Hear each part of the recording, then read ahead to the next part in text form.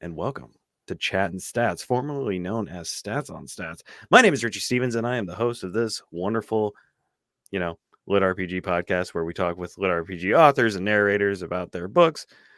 It's a lot of fun. Usually, I'm joined by my co-host, Mr. Joel Harvey, but he is MIA right now. I talked to him this morning. He said he was going to be on the show.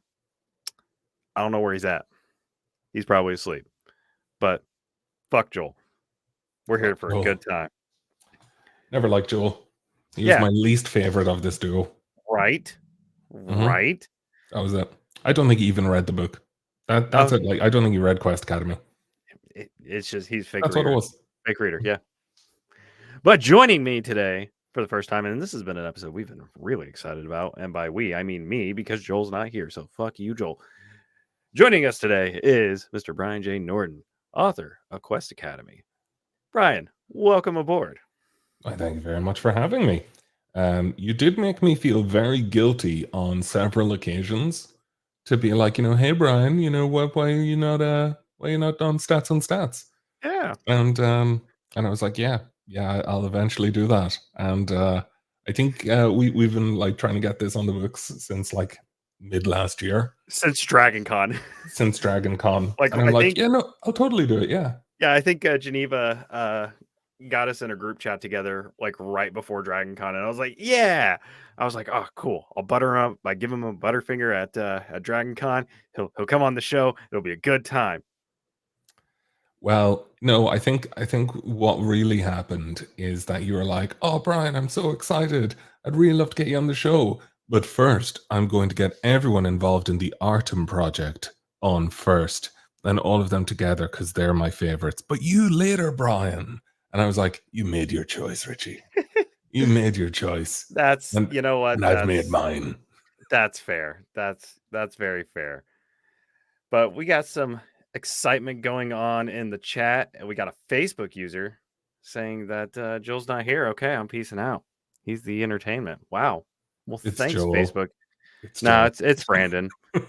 It's Brandon. I went over. I saw my panda boy. So. But we have some great people in the chat. I mean, Geneva already said, hey, fuck you, Joel, because fuck you, Joel. That's going to be just the slogan for today's episode. It's just fuck you, Joel. Yeah, I like this. This is good. So, hey, it gives you more of a reason to kill him off in the next book. Oh, he doesn't even get a character now. As in, like, he had to arrive to claim a character. Damn. Like, I would have told him what his name was and everything so we could edit it for this, but nope. I guess it's just going to be Joel Harvey, who's just like, had his chance. What's up with the mustache, Richie? I just haven't shaved. I've been working my ass off.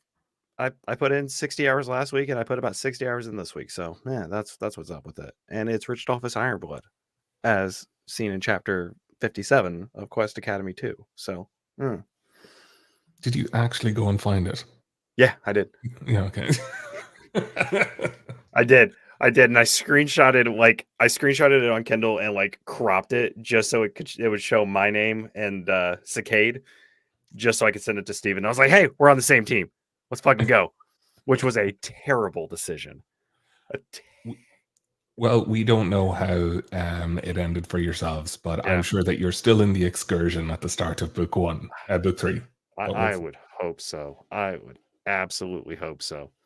But let's talk a little bit about the premise of Quest Academy.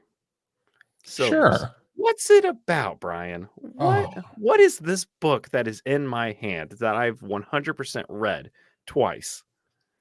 So this is one of those things where you're like, hey, I'm going to go on to a chat show kind of thing, and I will absolutely expect questions. And then it's like, oh, what is Quest Academy? I'm like, fuck, I wasn't expecting hard questions. So Quest Academy is essentially a sci-fi fantasy story that is kind of set loosely on a future version of Earth. So you're about 60 years after a demonic invasion has happened. So this isn't the, oh shit, portals have opened up, what do we do? This is 60 years after the fact. So you're looking at the second or third generation of heroes that are stepping up, of the people that first, rebelled against the demons and try to learn their ways, try to learn how to, go against them. It's kind of literally the story of how society and humanity has adapted from being kind of pushed back to the brink of destruction, and how they are kind of mounting a defense and a retaliation against the demons. And what that kind of looks like is, thank you, Kyle. What that kind of looks like is Quest Academy is one of the last bastions. Bastion's probably the wrong word to use. It's one of the last kind of pillars against the demonic hordes, in that it's an academy designed to train heroes, the next generation of heroes that can go and join the front lines, join the guilds, and join the battlefront and fight for humanity's survival. And the story follows Salvatore Argento, who is the son of auctioneers. And he is, designated as a support class. Of all the different classes, you have offense, defense, controller, healer. He is support. And he is trying to find out what type of hero he wants to be and how he could actually potentially use his powers to help humanity in the long run. So that's a high-level overview of Quest Academy, I think. Probably didn't do my That own gives story the justice. general premise and everything. Yeah. Yeah. Sam, he is asleep, I'm guessing, right now because he's not answering his phone. But I talked to him this morning, so he was probably just asleep. He's been sick. So who fucking knows with him? But no. So I want to say it was an interesting choice to pick a support class as the main character, because usually when you would think of like a main character like in this type of school, you would think, oh, let's make him, like a super offensive character. Someone who's just going to go balls to the walls, beat the shit out of someone, be the front lines. But Sal being a support character, I like that. And specifically his power, I really, really like that. So, with what he's able to do. Like, one of the things is that, like, and I've told you this before, Jessica's really good. I had been writing Wildcards, The Dread Pirate, and I've been really enjoying writing that, and it was brilliant. It was great fun over on Royal Road. It had been doing very, very well. But I hit a block with that story where I no longer felt like I was a strong enough writer to do that story justice. Okay. And I wanted to come back to it and do it proper justice in the future. And I was like hitting my head against a wall because I had patrons, I had people that were waiting on it, I had Royal Road readers, I had everything, and it was trying to juggle that with a full-time job. And it was just like every recipe for, mental breakdown was coming. And I got wonderful advice from going to like an author convention now over in Madrid in Spain. And the advice was to write a palate cleanser, as in just write something else for a period of time. It can be total horseshit, but just write something else and then come back to Wildcards. Yeah. So I sat down and I wrote 50,000 words of Quest Academy. But because, and that was in 1 week. In the first week, I wrote 50,000 words of Quest Academy, and I was like, oh God, there's something here. But because I was writing from the perspective of, you know what, this is something just for me, so I can go back to Wildcards, I'm going to write something that I would love to read. Right. Because, amazing, Kyle. Thank you. See, I have been frustrated with the genre, or not frustrated. Frustrated is probably the wrong word. But there's been times where I've just thought, fuck, no Joel, and now we don't have a Richie. This is the worst day ever. No, I'm here. The cats are being little shits right now, so I was just checking to make sure they didn't break anything. It was just one of those things where I'm writing it for me, and I was like, I don't care. No one's ever going to read this. So I might as well just make it fun for me. And the things that I've always loved were rags to riches. I always loved, like, the social classes. I've always loved seeing someone like I love the negotiation elements. I love the business. I love the entrepreneurship. Cain and Abel is one of my favorite books by Jeffrey Archer, which is just like, the kind of like that rise to fame from obscurity into something extraordinary. Right. And I wanted to do that, but I also took all of the things I learned from wild cards, which was everyone saying, "Oh, it's a bloody, VR story." If Brian had just written, the dystopian hellscape, world, and didn't bother with the VR game, Wildcards would be amazing. And I Right. was like, cool, I can do that. Quest Academy. And I was like, it's just going to be a futuristic hellscape dystopia. And there's going to be demons and stuff, but I'll still be able to add all my flavors. But the thing I wanted to really, really resonate with is, how do you make the reader care? How do you make them care about this person?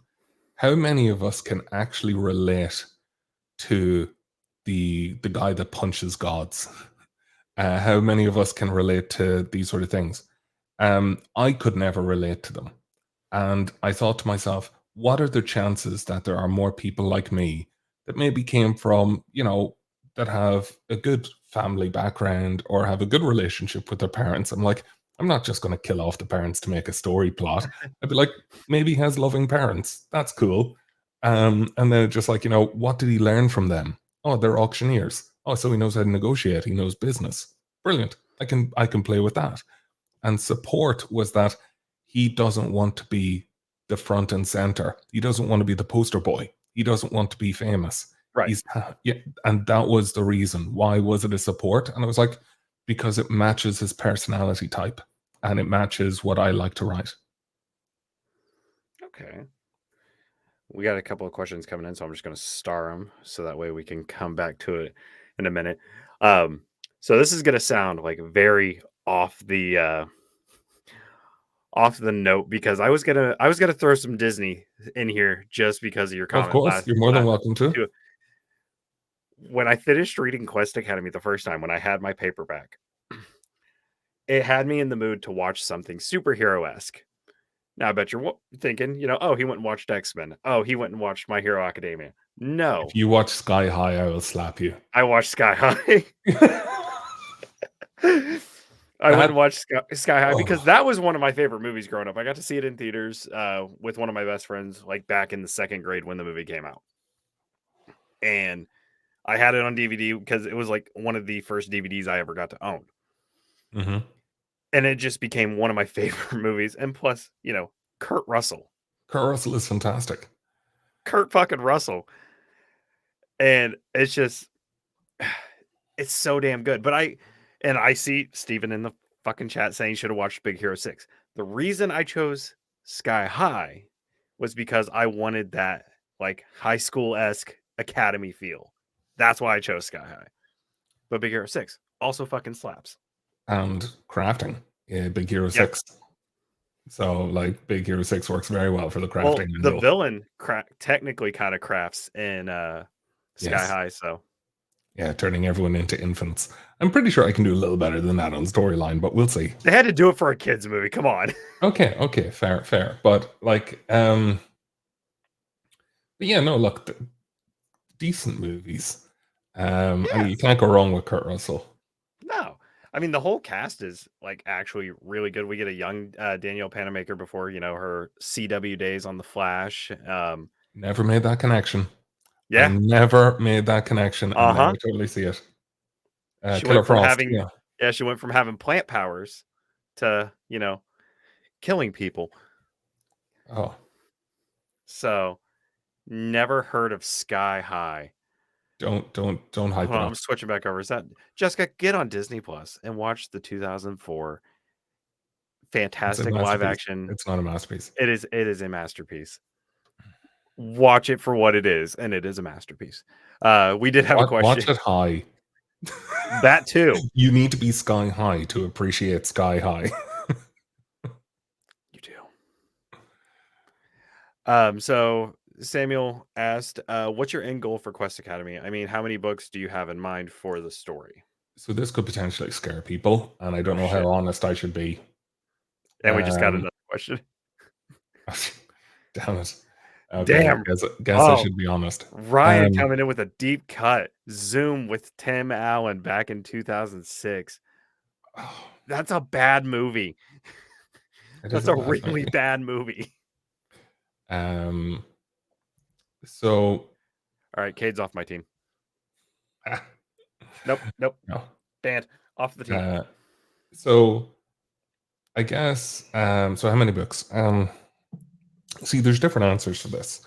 I try not to give okay, to kind of frame this properly, I'm a pantser. Okay.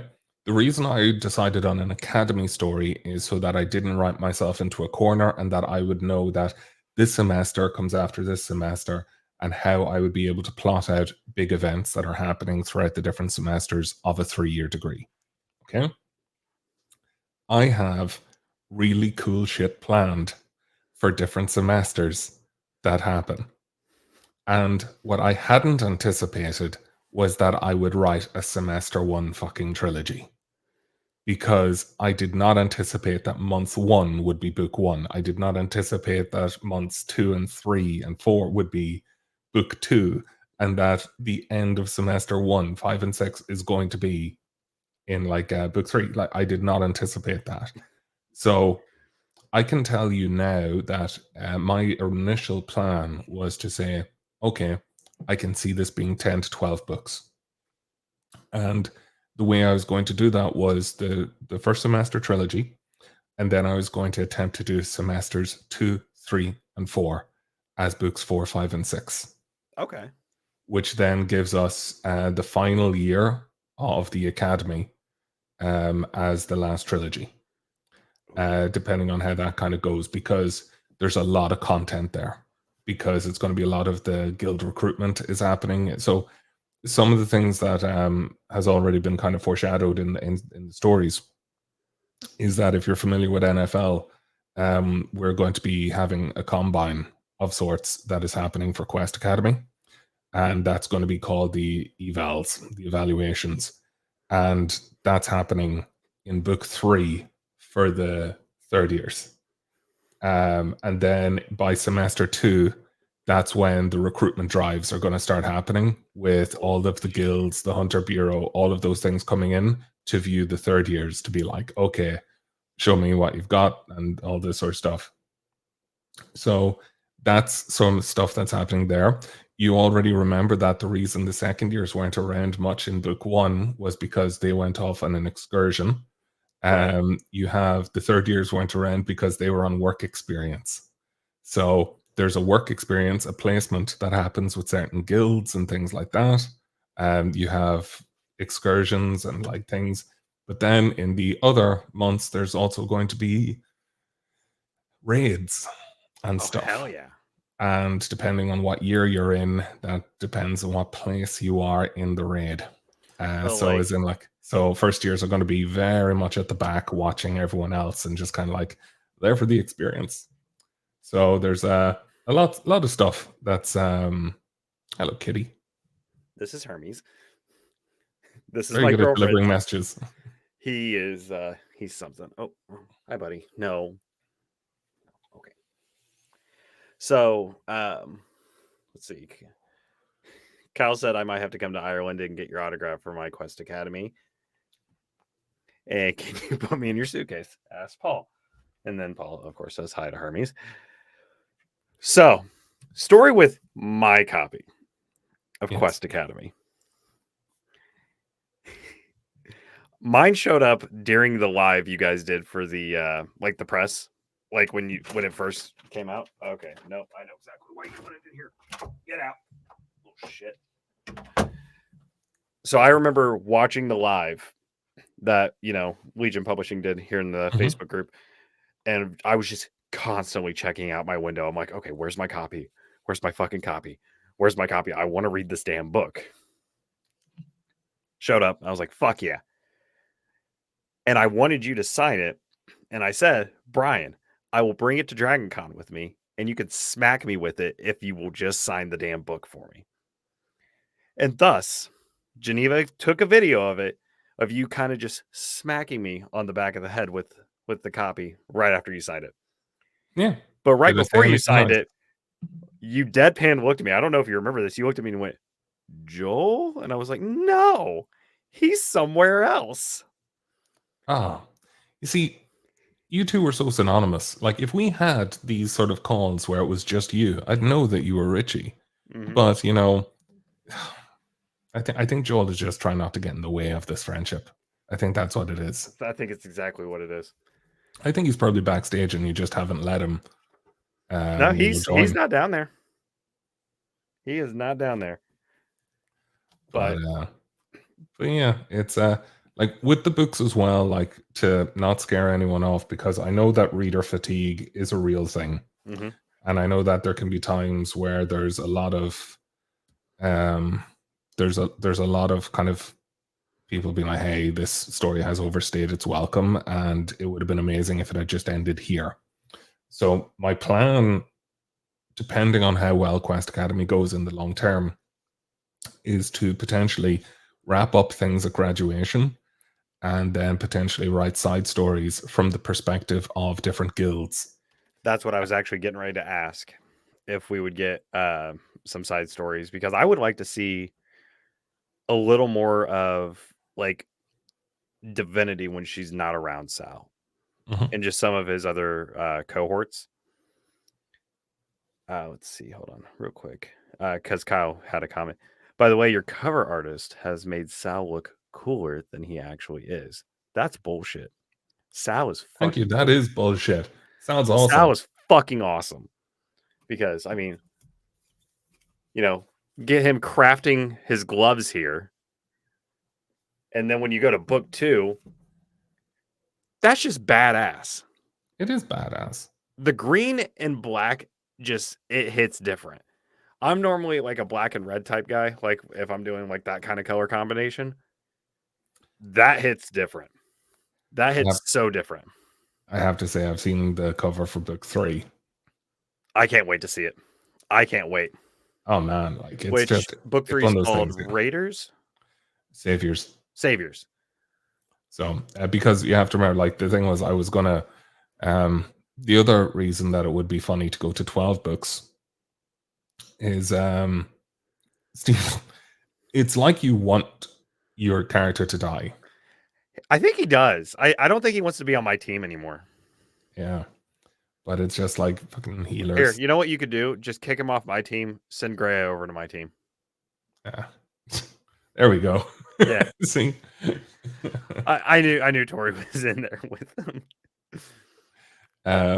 But yeah, like it's oh yeah, for context for readers and stuff like that, yes, that I have put in a ridiculous amount of authors and fans in as characters. Um and I will be continuing to do so. But if I was to go to the different amount of books, let's say 12, Yeah. I'd more than likely, have C, A, and M, because I have triple S. So it's I was just going to have it SCAM so that everyone would be like the scam saga. Love it. I Yeah. love it. So it's but yeah, like it's I always thought, because you always see in those like Korean web novels and stuff, it's like, oh, something is S or triple S, and it's all of this. And I was like, yeah, savior, silver saviors, silver scavengers and saviors. Everyone wins. Um, so one of the questions there I saw from Kyle, it was like, did you Yeah. have someone you were patterning Sal after when you wrote Quest Academy? Um, I think that every writer, because you're going to be, if you're writing in third person or first person, that you kind of need to know that personality a little bit more intimately. Um, I think that for myself, because I was writing it for myself, I used aspects of my own personality and aspects of my own heritage to kind of like influence Sal. So I'm Irish Italian, my family, like have like there's Irish side and an Italian side, and I thought it would be nice to lean into that a little bit more. I obviously take after a lot more of the Irish side, but I thought, what would it be like if leaned a little bit more into the Italian? And I based a lot of the characteristics on what I know and elements of my own personality, because it makes it a lot more believable in how the character reacts to things, and the overthinking, the anxiety, the introvertedness, the reluctant hero, those sort of things. Mhm. And then, yeah, that was kind of like the main basis for it. But again, like once you have a beat sheet, once you understand exactly the characteristics and the personality of your main character. When a certain situation comes up or anything like that, you know exactly how they'll react. What Yeah. will they do in their worst moments of anger, and what will they do in their best moments of generosity? It's like, what are they going to be like? So, We had another question in here. It was from our boy Cicade. What real world experiences influence the crafting? um, this is a very, very interesting one. Um, so for the last 12 years, I have been a recruiter. And recruiters have been essentially the middlemen of things. I have a marketing degree, middlemen, as in like they don't make the products, they just help people sell them. Yeah. Or like, so recruiters is like they essentially just help people get jobs, or that they essentially do things that save time for other people. They're middlemen. And it has been a key frustration because I have gotten to interact with so many wonderful people that are programmers, that are artists, that are all of these wonderful, wonderful things, and that they are able to create. And I've always aspired to be a creator, or to be someone that could create something that is of value to others rather than being someone that sells someone else's thing.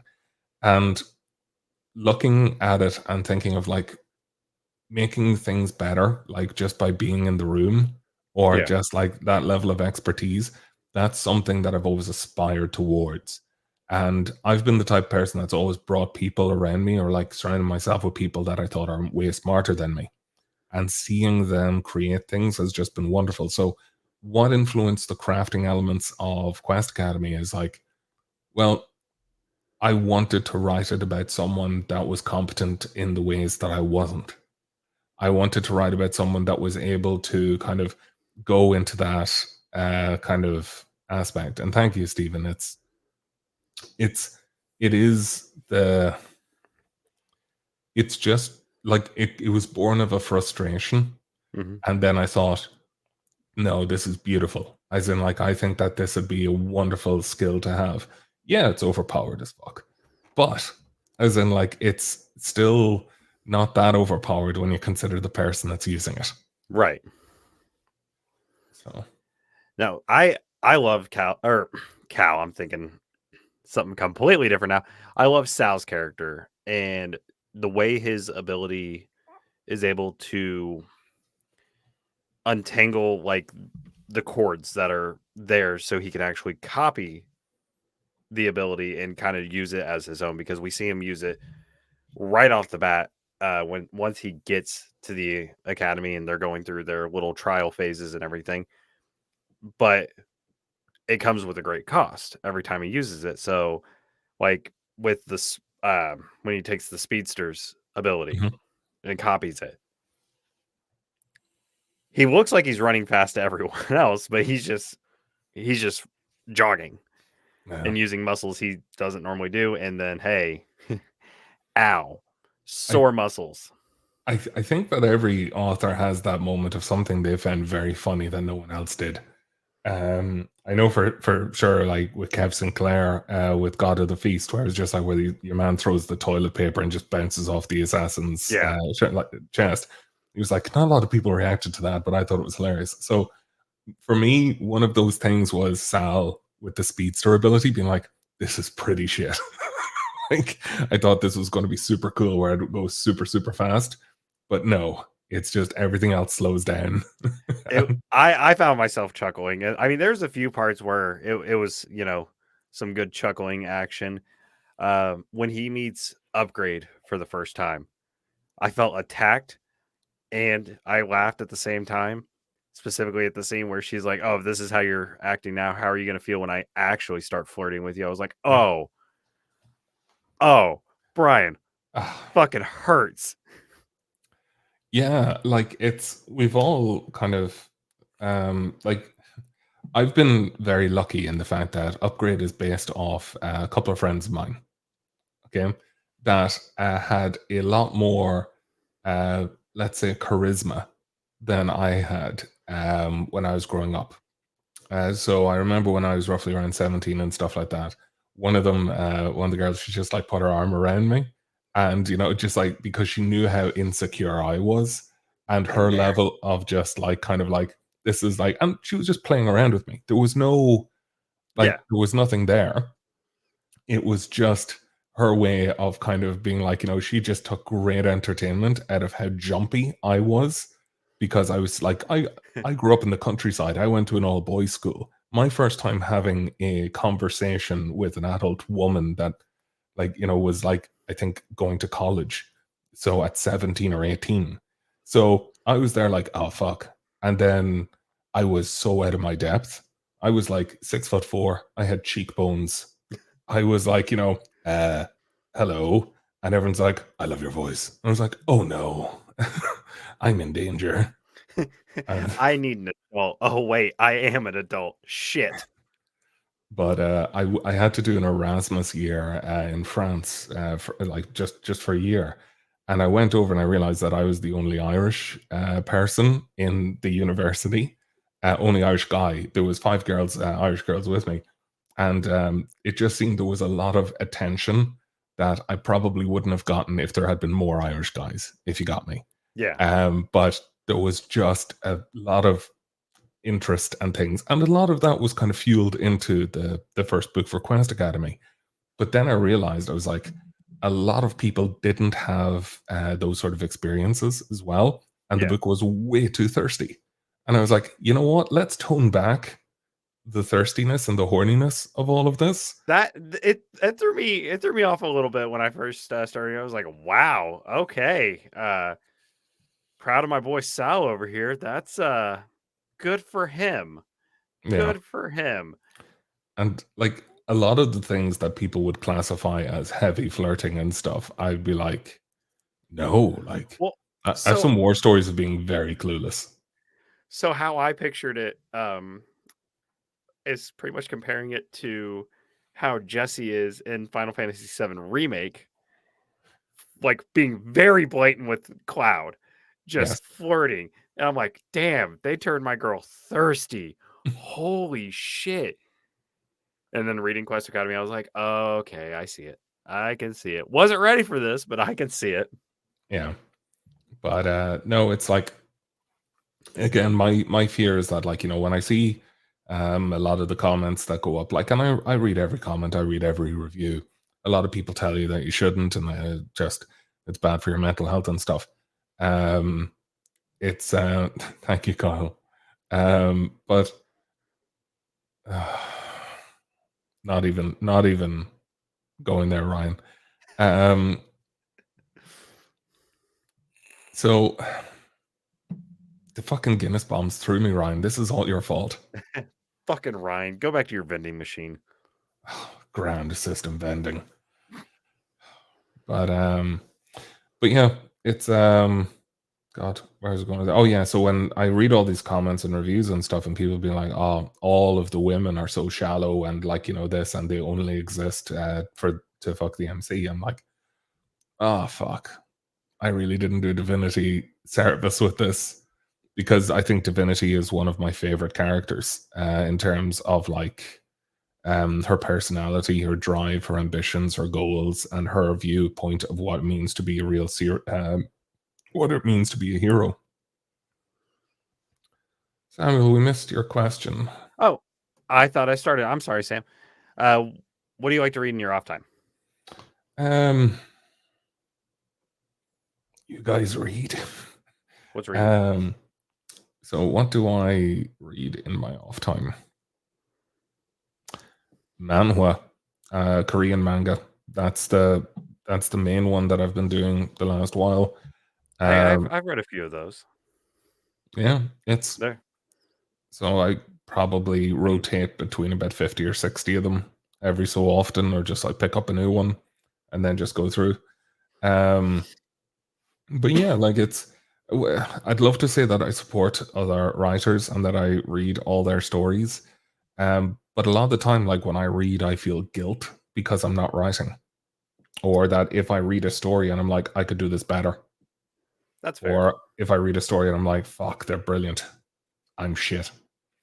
Like, and then it's a case of like, it's just a spiral. So Only like between books or when I get myself into a proper headspace, then I'll go back to being a reader. Um, but like most of the time, I end up thinking of like, oh, if only you had added kingdom building here. Oh, if only you'd listened to your party. Oh, if you had just like, done this as a stat. Oh, why did you use numbers for this? Like, there's so many different things where I look at things and I'm like, oh, this could have been so much better. Well, Brian, Yes. as the head of Chattin Stats, because Yes. Joel's not here, but I speak for him right now. You are a fantastic fucking author. Your books are fucking amazing. I cannot wait for book 3 to come out. I need it, like now. Which go over to his Patreon if you guys want to read some early chapters. Little shameless plug there, but we'll get it there. But no, for my second copy, or for my copy of book 2, and for all future Legion Publishing books, I'm actually going to go to my bookstore here in town called Viewpoint Books and have them order them for me, just because I'm trying to get Lit RPG in to the bookstores. That would be awesome. And We they were appreciate asking you. me about it, and you were actually messaging me when I went to pick up my copy. And they're like, "Oh, this seems interesting." I was like, "Yeah, I'm talking to the author right now. I'm excited about this book." And they're like, "Wait, you talked to the author?" I was like, "Yeah, I talked to a lot of authors on a daily basis at this point, it feels like." "Well, why didn't you get the book through them?" "Because I want to support my local bookstore, and I also want to get their books in the bookstore. So if I order them, hopefully you guys will be like, oh, people actually like this kind of stuff. Let's get more." Yeah, it'd be absolutely brilliant. But like, I don't know that I'll ever go into a store and I'll see my book there. It'd be cool. But like, I think just seeing people vibing with the story, people reading it, people like on Amazon and Goodreads and stuff, on Reddit, going on to Reddit and just Mm-hmm. seeing people come up being like, "Oh, you like this? You'll love Quest Academy." I'm like, maybe I should read that thing. Quest Um, Academy took off. I was very pleased to see like how quickly it took off, because I was hooked from the second like it got announced. I was like, oh, this sounds super interesting. I can't wait for this. Had it pre-ordered. As soon as it showed up, while it was in the live, or I was still in the live watching you guys just fuck around and have fun, and I was being a little menace in the comments. I very was reading the unlike you. book. I was reading the book. I was having a blast. I didn't want to put it down. I took my copy to work with me, I think 2 days in a row, just so if I had like a spare moment, I could just continue reading. Yeah. And what did you think of book 2, but in comparison to book 1? I really liked book 2. I have not finished book 2 yet, just because Totally fine. I've been work is killing me. If the audio was out, I would have already been done with it. I know the audio is coming. Shout out to Dan and Rebecca Woods. They're fantastic. Love It them. is Daniel's birthday today, so if you're friends with Happy Daniel listening birthday, to you, Daniel! It's my grandpa's birthday today too, so that's don't fucking steal awesome. Daniel's thunder. I'm not. They're sharing the thunder. Yes, Yeah, Jay. Jay will be here. That's fine. Jay interacts with literally every post I put up, so I love Jay. So it's totally Oh, cool. he brought up the feet comments again, and I was like, oh nope, you're banned from Stats on Stats, but we're But under a this is no new name. longer, yeah, this Yeah, is no longer so stats and stats. the band doesn't qualify for Chattin Stats. So Um, so let's see. So Sam did ask another question. I guess what I meant was non-lit RPG books. Do you read? again, when it comes to reading now, like if I was to say what have I read, like it could have been like it would have been all of David Eddings, literally every single book by David Eddings. I even read High Hunt and the Losers, which were non-fantasy, which were kind of shit. But I just wanted to read everything he had written, and then I found out he was terrible human being, and I was like, oh no. I've had a few like that. Yeah, just like he kept his kids locked up in cages. Anyway, Okay, they're not that bad. They just like to start shit, but okay. but the Raymond D. Feist, okay. I'll tell you what I took from these people. Jay, Um, spoilers. yeah. Fuck. Um, I'm gonna get Auron to throw some popcorn at you, you dick. and just for people that are maybe not like Sal did not literally do Hannah dirty. It was a situation that Jay thought was unfair. Okay. Just moving swiftly on because we did tone down romance a lot and stuff. But oh god, I don't even want to see the captions for this. I'm afraid to look at the captions. No, we just won't. But I thank switched you, over to Facebook Facebook. user. I just see, okay, I'm pissing out. I don't know. I don't know what's going on with the captions. Fucking Um, automated shit. but for example, with David Eddings, that was a very typical story, as in the hero's journey of a mysterious old man comes to tell this boy that he's special and that he's going to be the one that saves the world. And I was like, okay, I get you. Raymond D. Feist was one of the first ones that ever showed me how to do legacy and lineage, in that you could be reading about Jimmy the Hand, who then goes on to be like the Duke of Crondor, and then how his, children, and then his like grandchildren, Jimmy and Dash, will take over, Prince Arutha, the second or the third. That there's so much, it goes through the children of the characters you grew up with, then Yep. it goes through their children, and you become attached to the lineage and stuff, and the world building aspects of that, of how all of these different areas over their histories, how they all matter and things. So it was really, really well done, and it had a lot of longevity to it, and I really liked it. But the other stuff that I would have enjoyed was David Gemmell. I'll save that one for. Yeah, save it for later. It's David Gemmell, brilliant writer. But yeah, like there's so much. I like some historical kind of nonfiction. I love some like fantasy-esque historical stuff. So like Connor Golden, Okay. like with like Wolf of the Plains for Genghis Khan, and the Julius Caesar ones. Wanted to try out Master and Commander. Those books as well, but they are quite grandiloquence, where there's a lot of kind of wordiness to them that are kind of like a little bit like, oh shit, don't know if I can read this. Yes, William Goldman is an all-time favorite, Ryan. So by extension, I have read all of S. Morgenstern's writings, as I've read William Goldman's. So, you said earlier that you read a lot of manhwa. Is there like any ones that really just like stick out to you? Like for me, the top two when I think of that is The Beginning After the End and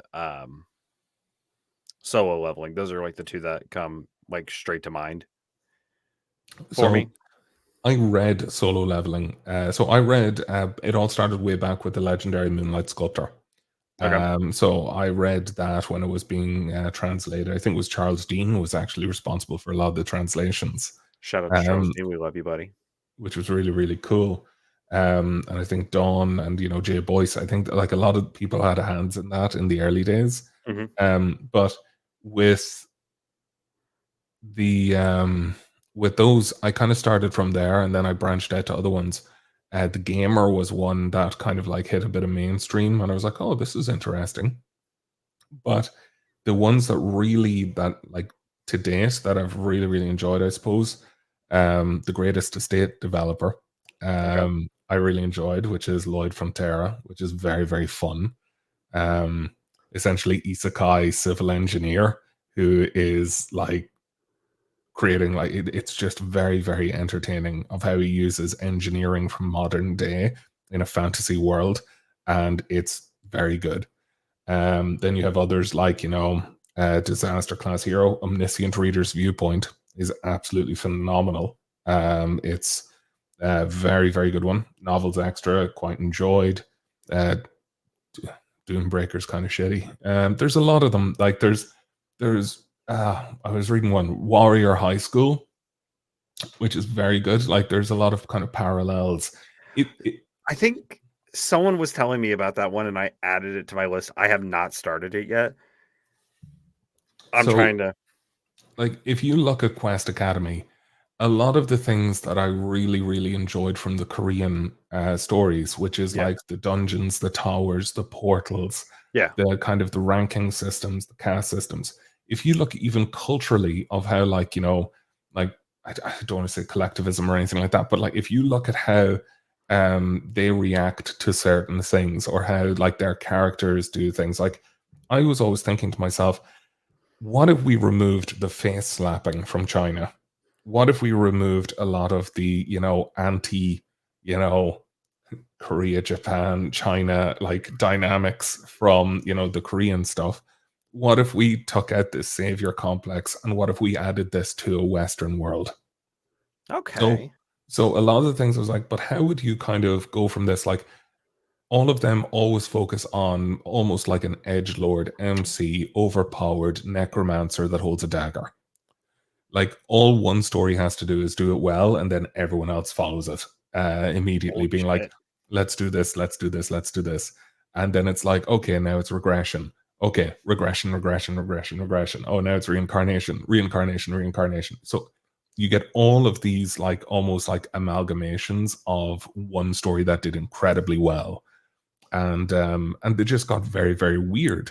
So if you look at Royal Road and you saw Doom Guy, Isekai, you saw Cinnamon Bun, you saw all of these different brilliant stories. Yeah. The Koreans had all these wild and wondrous being like, oh, my daughter is the final boss. And you're like, what? Or it's just like I have to So, raise these S classes. so I started because my girlfriend and I, we love Elden Ring. Like we love the From Software games and Mhm. everything, Dark Souls, all that. Elden Ring has a manga now. And I was like, how are they going to do this? How are they going to turn this amazing game into a manga? And it's funny how they did it because the main character is essentially it's like an isekai type thing, but when he spawns in, one of the classes in the game is deprived, so you start with nothing. Like you just have like a loincloth and a club. And Melina, who helps him, it like gives him Estus flasks and everything, because he doesn't have any pockets. I'm afraid he's going to lose these. So what does she do? She has two of them, Brian, and he's wearing a loincloth. What do you think? What do you think she does with them? No idea. I don't Suction know. cups him to his ass. Okay. Yeah. I was like, oh, this is a meme of itself. Holy shit. I love this. But I would love to see how, you know, would you ever like to see Quest Academy turned into a manga or a manhwa of any sort?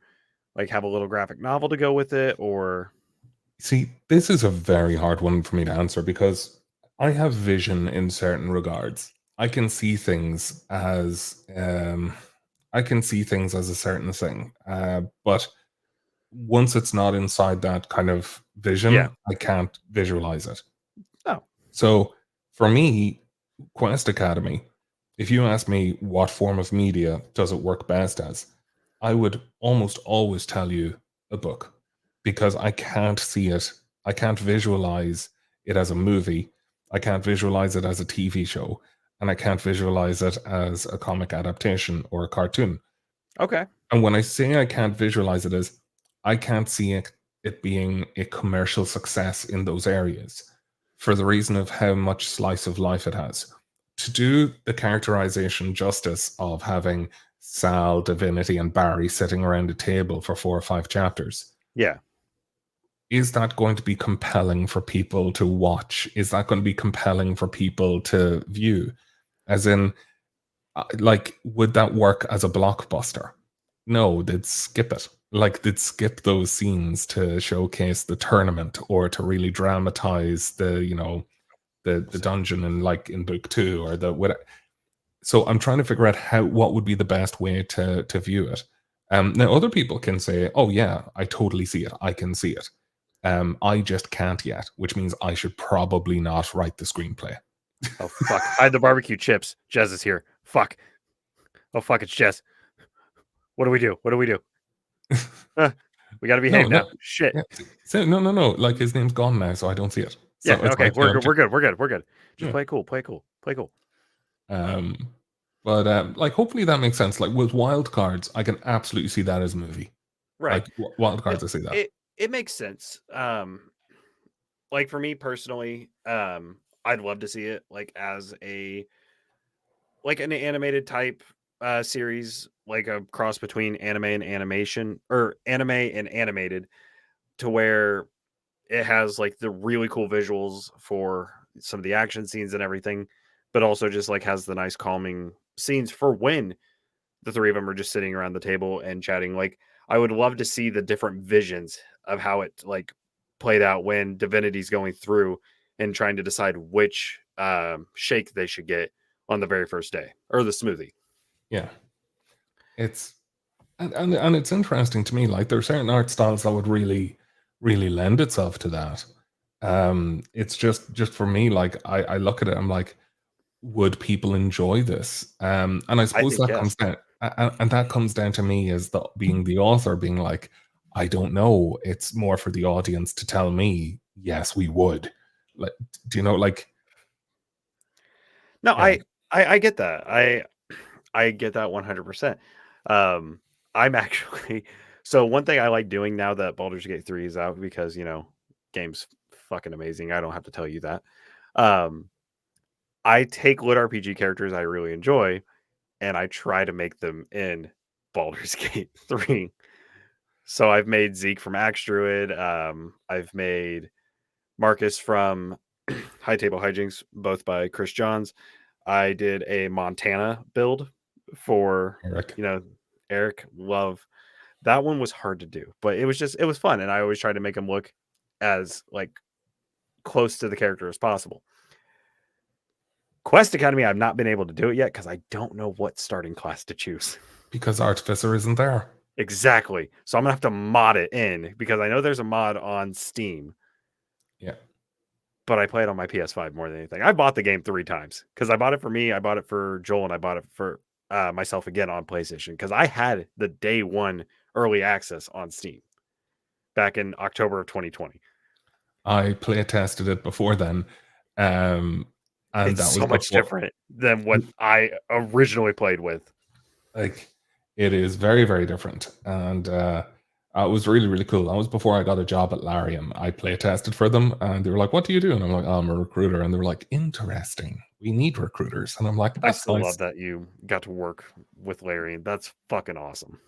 It was a great 3 years. So it's but it's wild.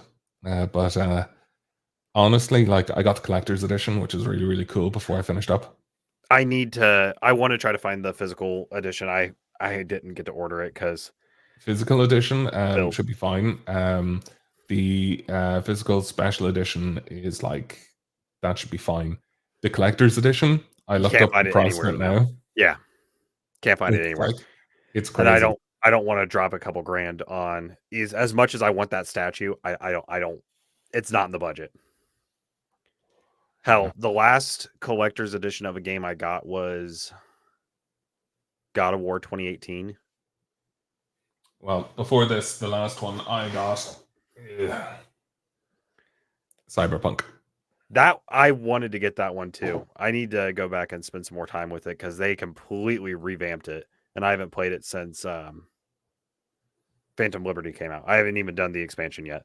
Yeah, no, But and when book 3 is done, then I'll be going back to it. So I've a pretty like my schedule, the way it's working is I'm hoping to have book 3 done by the 1st of May. Now, it being done by the 1st of May means that it still goes through like all the edits and all the right, processes and things like that. It'll take a number of months after that before we see it. But like it's going to be given over to Jez on the 1st of okay. May. And yeah, so like that's why like my patrons like, wow, you're really like active and giving us chapters. And I'm like, because I need to fucking write them. So I need to spend a little more time in this little box to get some recording done. But Final Fantasy VII Rebirth has taken over my life, and as soon as I get done here, I'm going back out there to play some more Final Fantasy before I go to bed. that's what I'm looking forward to. I'm looking forward to playing games without guilt. Or without being like, oh God, I have to get up at this time to do this. Like I can write under any condition. Like I can literally, with wildcards, I put up a poll being like, can you spot the ones I did when drunk? Oh my god! And nobody got it right. Holy shit! And I'm like, I can write under most severe conditions. Not saying that I write with under the influence, or that I encourage that. I'm just saying Right. that it's very possible. Um, but yeah, like as in, so I've been doing great sprints now, like at 5 in the morning, because there's people in America that are online, or Right. that there's people like, and that's been brilliant for me. Because like if I get up in the morning, I have Lars, Jez, Kev, maybe even Chatfield in the afternoon. Then late afternoon, evening, then I get like the East Coast guys waking up, being like, hey, let's do this. Or See, every time I go to message like you or Jez or like even Kevin Lars, I'm like, fuck. Is it going to be too early or too late for me to text them? So I always try to do it like at a a decent time. Yeah, we see your comment, Geneva. We're laughing. well, Fucking breaker of souls over here. well, Geneva, you point out the ones that I did drunk, okay, and then we'll have this chat. But no, like there's some times where I just need to get into a certain flow state or things like that. Yeah. Or like back when I was writing wild cards and it would be the weekend and my patrons would be like, hey, there's a chapter due. And I'm like, well, I'm at the bar. So I don't know how this is going to work out. And then the next day is like, essentially being like, oh, there's a chapter uploaded. I'm like, oh no. What the fuck did I do? And then I read it and I'm like, oh wow, Brian, you went for a stat box. Trashed. Oh no. and yeah, it was great. It totally worked out. We did have a question here before we start wrapping up and everything, which I think this is a good one because I'm curious. What's your favorite video game that you have ever played? That depends. Okay, I'm going to give you like 20 answers here. Okay. All right, that's fine. So Final Fantasy VII, what I absolutely loved from it was materia as a system. Oh, you're As in gonna like, love Rebirth. so I've only played the first installment of the Remake. the remake. So the Rebirth just came out Thursday. So Amazing. I haven't even played Intergrade or the one with Yuffie and that's Intergrade, yeah. Okay, I haven't played Intergrade yet. Have you played Crisis Core? Zach, fair? No. Yes. I haven't played with Zach. I played the original On PSP? Yes. My man. So that's my favorite PSP game of all time.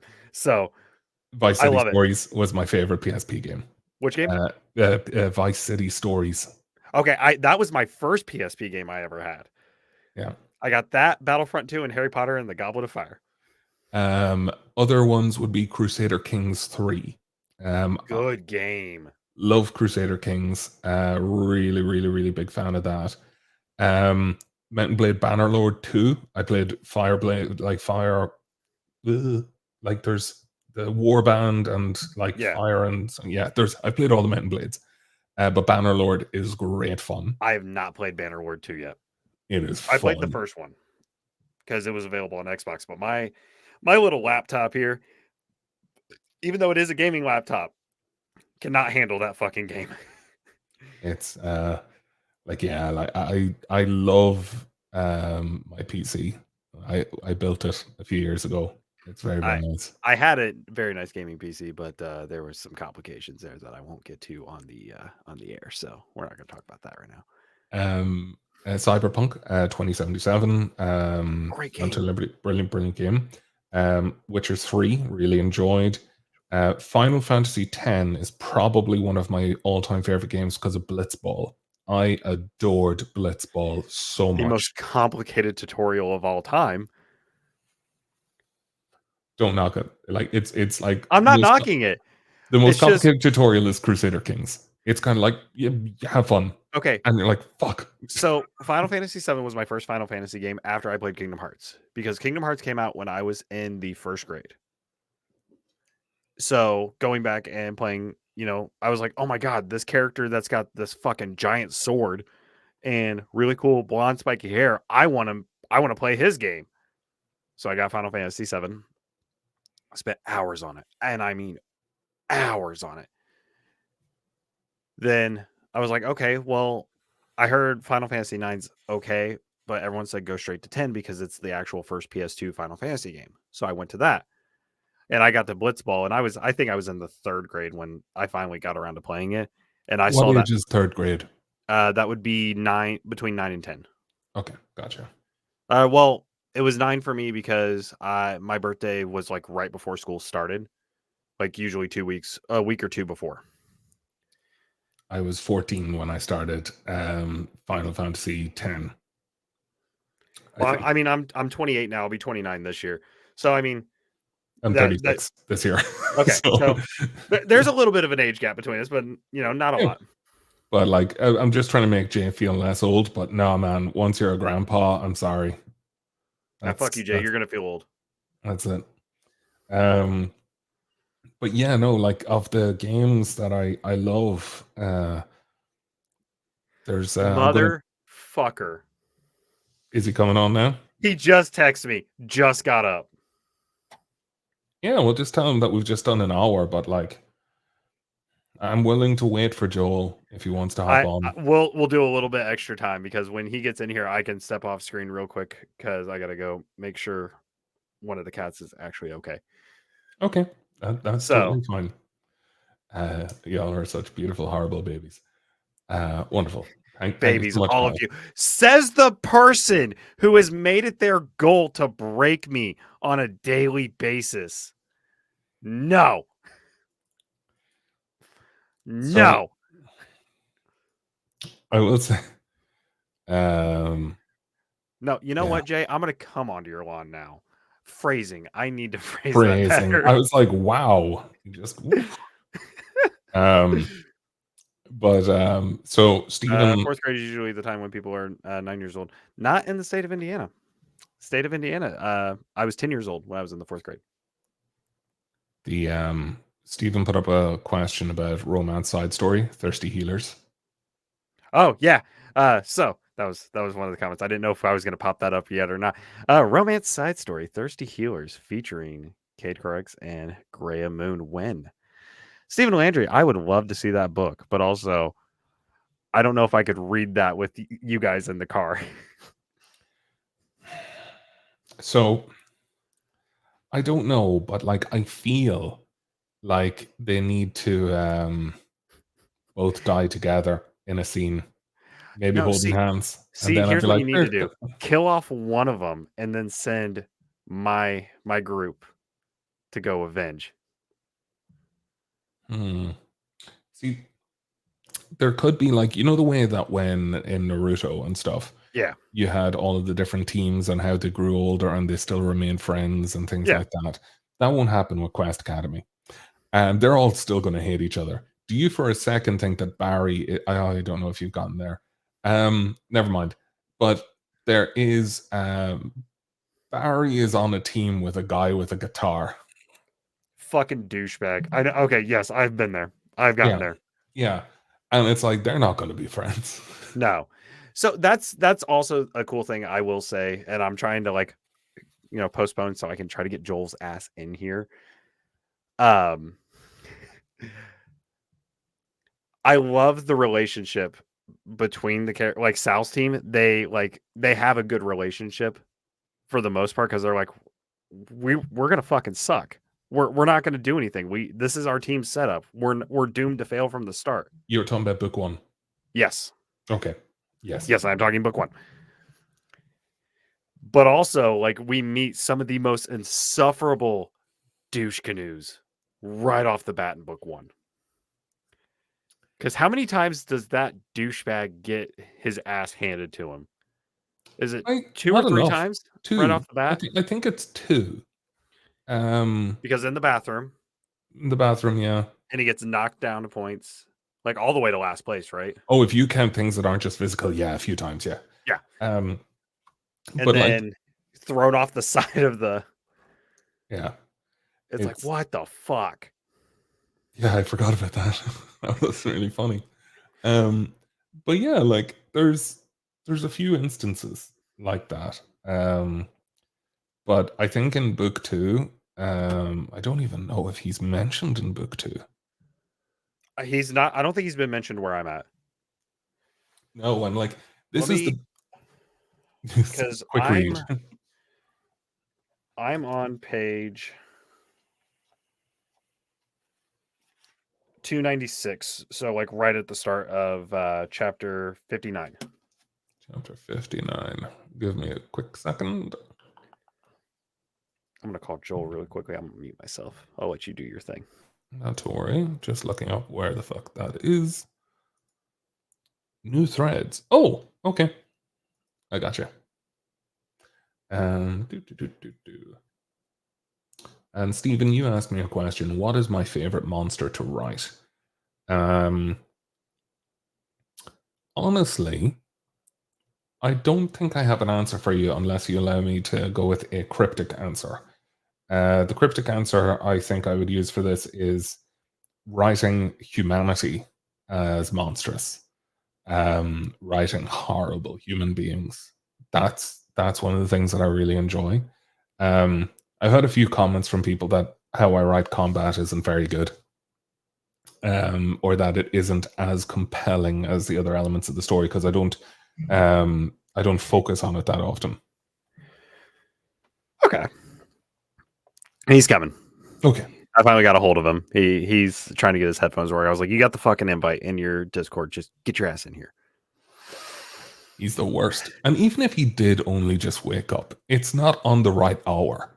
You know what I mean? Like, as He in, works third shifts. Yeah, and it's like, of course, it's an hour after we've already started. Because I called him right up after I messaged you and I said, "Hey, I'm running a few minutes behind," because I thought I was going to be the problem because I was being a good boyfriend and taking my girlfriend a Red Bull for her the busy wrong ass night. one, but still, The wrong one, and then went and bought her the right one. oh, Took it to her and still had time. like, Geneva knew I was going to say humanity. Yeah, Like, I'm really predictable in certain ways until I get everything established. And what I mean by that is that I am currently in the starting stages of Quest Academy of getting the foundation laid out, the groundwork, and everything like that.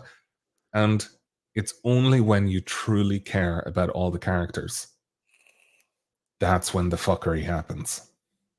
Because you'll notice that no one has died. In a world filled with demons, no one has died yet. There's been some injuries.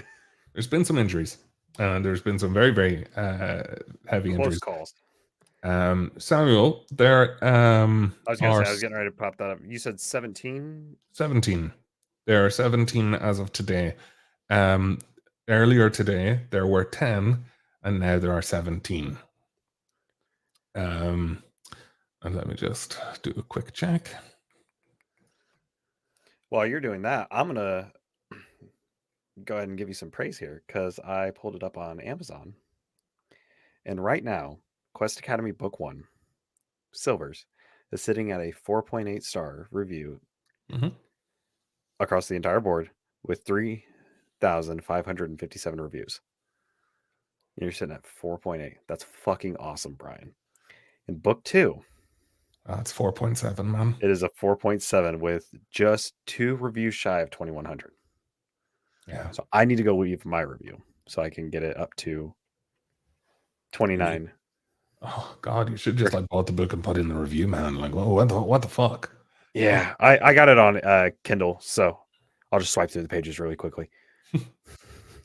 You're very good, thank you. Oh, so you bought the hardcover and you got it on Kindle.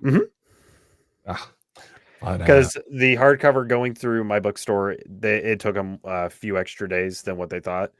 It shipped from somewhere. I think they said around Tennessee. I was like, huh, I didn't know there was the publishing house there. News to me.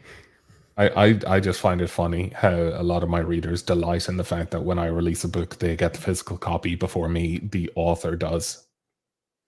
Amazon. I normally do it through Amazon, and I think I have Rachel's book pre-ordered twice now. I have it through Amazon and through the bookstore here in town. And I'm going to do that with all the books just so that way I have my reading copy and then I have my copy to get signed and possibly smacked with. So, Very, very weird, man. Like the thing is, like, I realized I should probably get a few copies for myself because I end up just like, when people are like, "Oh, hey, I'd love to read your book," I'm like, "Here you go." Ingram is in Tennessee. Okay, that makes sense. I prefer my MCs to be digested. Jordan Con, no. I will not be at Jordan Con, I'm afraid, Jay. Um, like, I don't think I'd be able to garner any sympathy by telling you why I can't go to Jordan Con.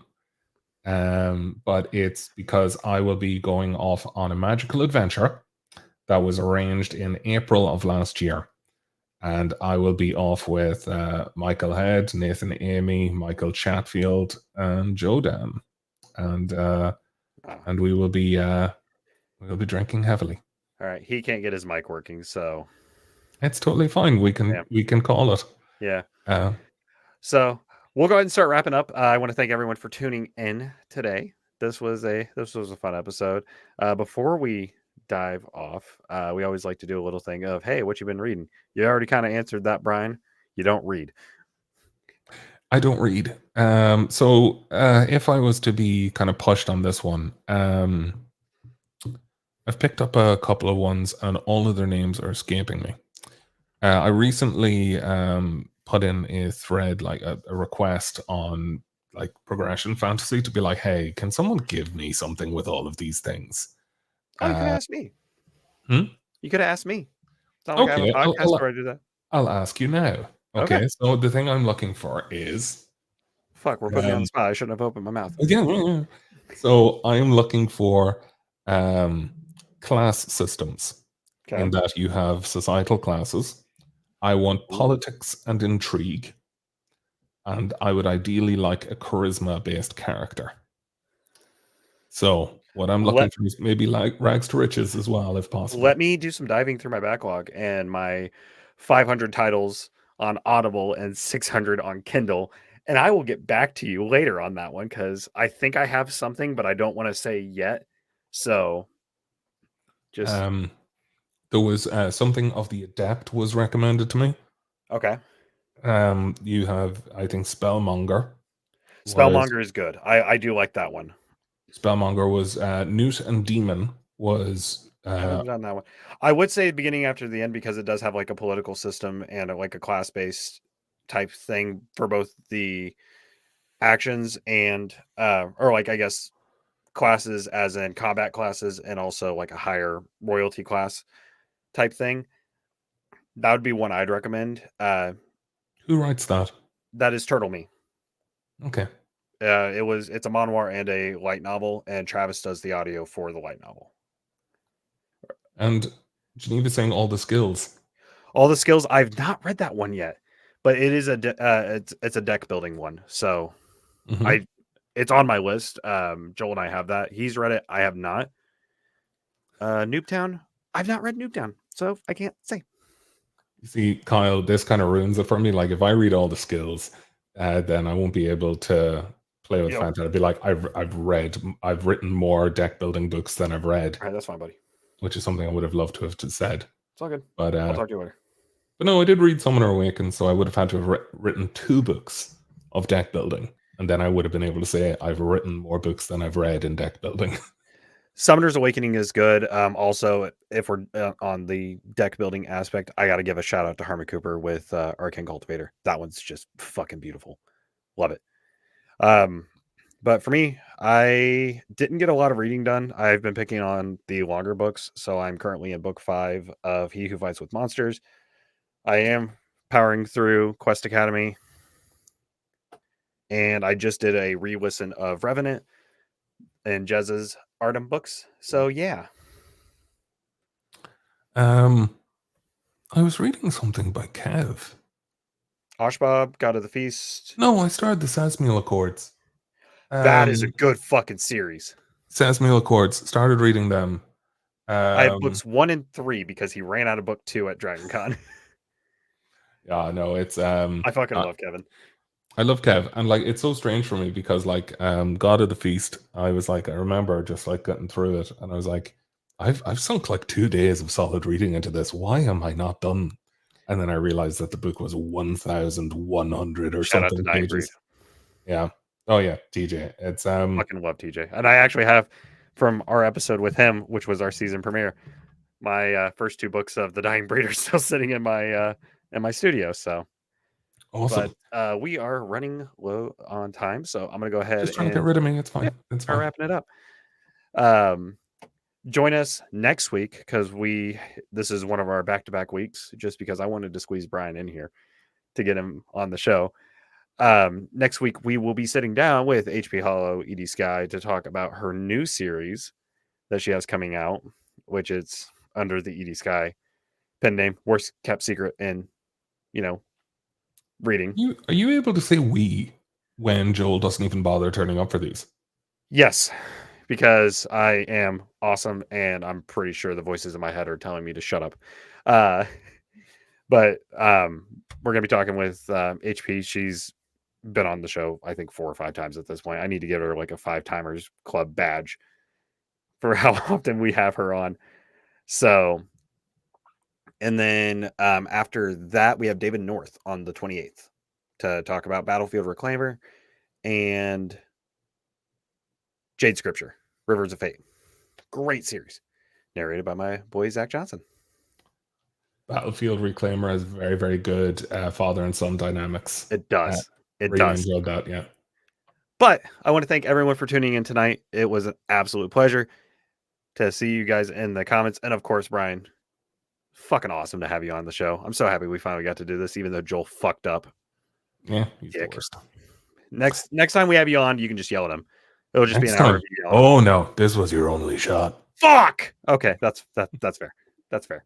Headphones warnings, by the way. No worries. Well, look, it was an absolute pleasure, everyone. Thank you for all joining us. And yeah, we'll see you guys next time.